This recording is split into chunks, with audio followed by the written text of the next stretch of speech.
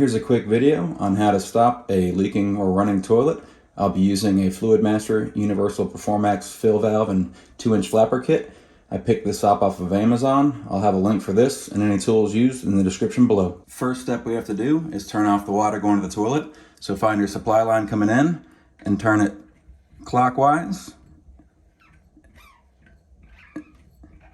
until it shuts here to stop the water supply from going back to the toilet. The next thing we have to do is drain the water from the tank. So I'll pull the tank cover off here, and then I'll simply flush the toilet. Now with the water supply off, the tank won't refill, so we'll get rid of as much water as we can this way. Next it says to use towels or a sponge, if you've gotten any, to try to soak up any of the excess water in the bottom of the tank that didn't flush out. So we'll give that our best effort here with some towels. If you don't do this when you pull off the next step, you may have a waterfall coming at you a little bit, so best to try to get it out now if you can.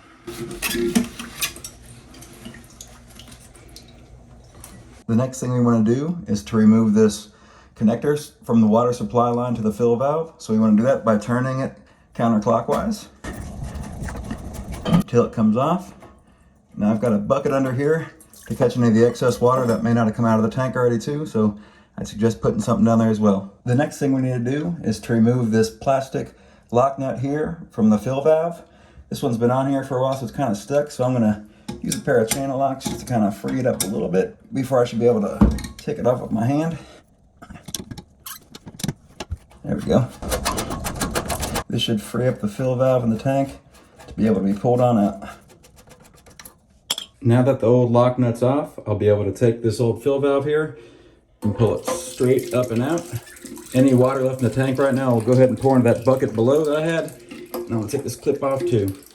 So we're done with this old part now. Now we're going to disconnect the flapper chain from the lever here. Pull that in.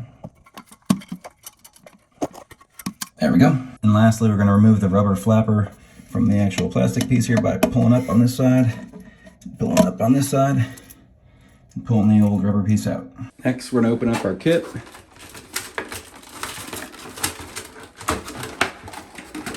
We're going to take out a rubber flapper from the kit, and there's a piece of cardboard underneath here. We're just going to simply pull this off, remove it, set that aside.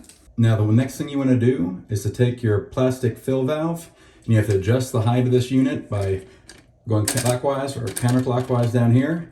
And you want to make it so this blue cap here, which is the top of your fill valve, will be about 3 inches above the top of your overflow pipe right here.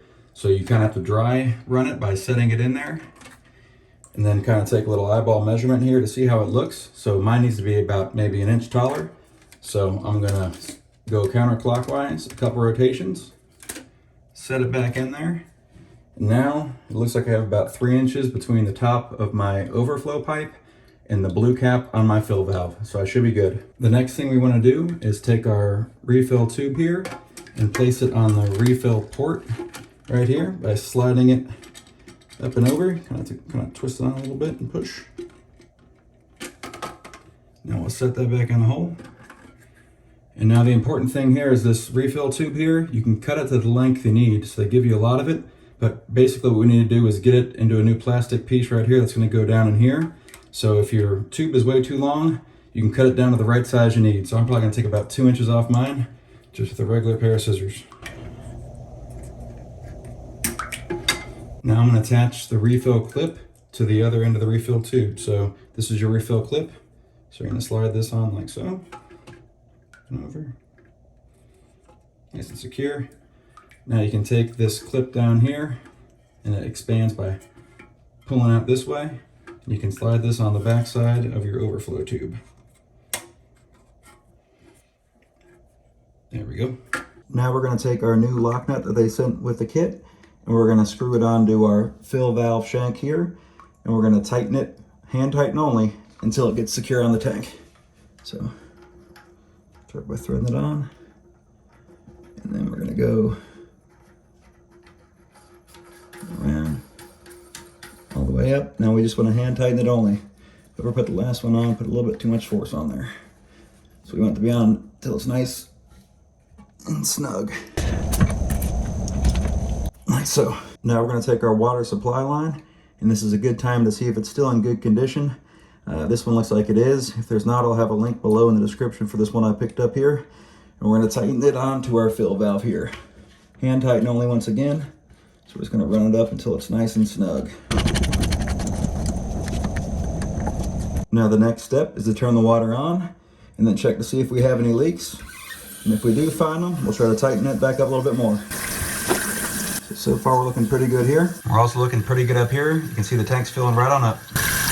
Now that the tank's done filling up, it says we want the water level to be about a half of an inch below the fill line here. So we can take this knob here and we want to turn it this way to increase the water level in there by raising it. Oh, it's a lot better there. Now we're going to test flush and see how it works.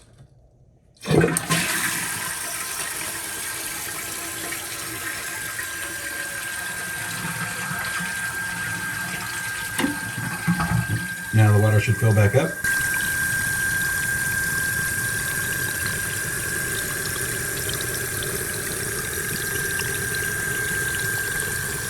The toilet refilled just fine after I flushed it. So at this point, I'm gonna put the lid back on and I'll be all set. If there's any questions, please leave them in the comments below. If not, leave a thumbs up. Thanks.